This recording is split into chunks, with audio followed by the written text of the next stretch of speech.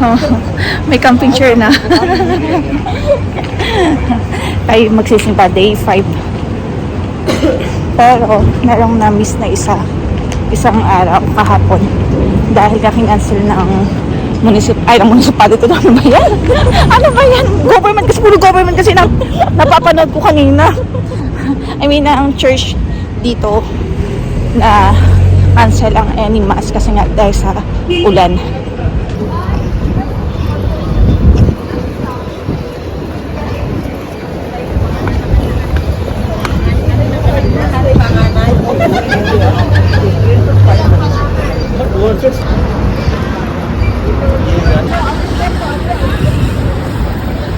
River Metro Station.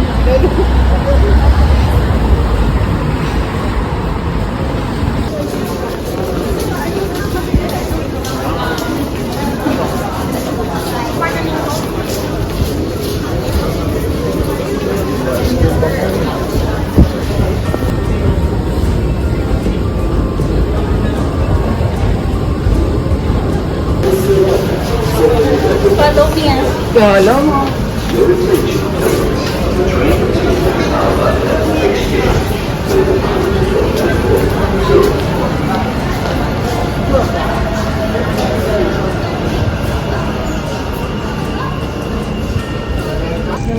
Ngayong araw pala, dalawa na yung dala namin. Pag wala pa rin talaga naging vacant doon, talaga nga naman. Yung the last time, ito try namin umupo sana doon sa may pinakamay. Kaya sabi, wala daw kami dalang upuan. So ngayon may dala kami.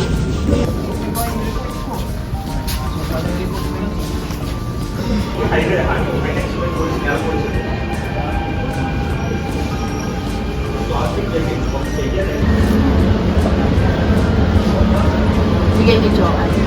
Oo, ngayong last year, di ba?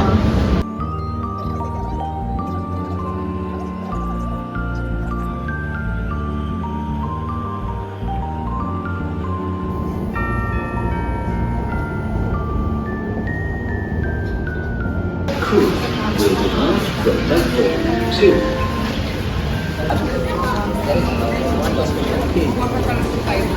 Pipigilin talaga eh.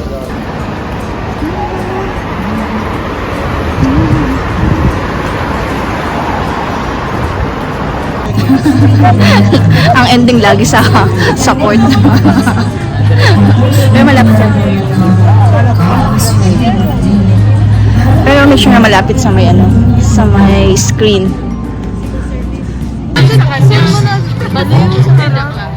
Merciful, I defy. Yung dalawa lang mo.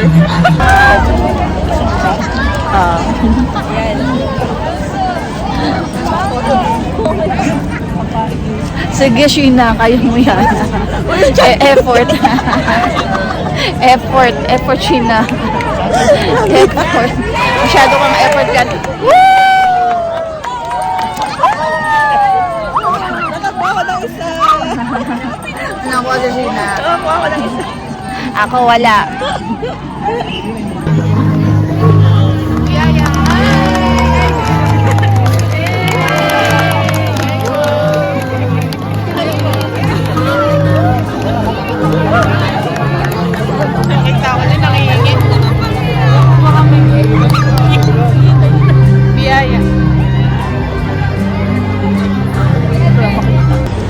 After ng simba, nandito kami sa isa sa Filipino restaurant eh.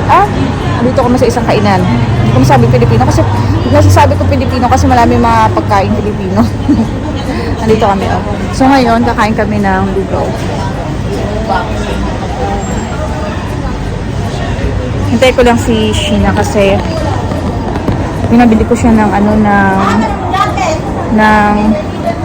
pinabili ko siya ng chai kasi malamig na dito guys, so masarap dito uminom ng chai habang kumakain ng lugaw at nandito lang sa labas. Ito yung lugaw, 5 dirham siya. Kung sa atin magkano yun? 75 pesos. Ayan. masyado akong magastos talaga guys. Dito talaga siya. Ito si Sheena. How are you, Sheena? How are you, Sheena? Oh, ayan. Namili pa kasi kami kanina before kami dumiretso dito. Kasi nga, may plano kami mag-camping tomorrow. Inshallah. Wala maging aberya ba? Kasi nga, diba, kahapon umulan. Baka, at may mga kalsadang na baha. Uy, social naman ang chai natin. Ito yung sinasabi ko, oh, na chai. Magkano din to? Dos? Kasi yung isa, 150. 2 dirhams. Oh, Sheena, oh. So ngayon, ito yung aming dinner. Ayan na, chai at lugaw na. Okay. Oh, ayun nga, sabi ko, magka-camping tayo tomorrow. So, sunod-sunod yung activity. At kami absent tomorrow sa simbang gabi. Ika-5th day natin ngayon ng simbang gabi.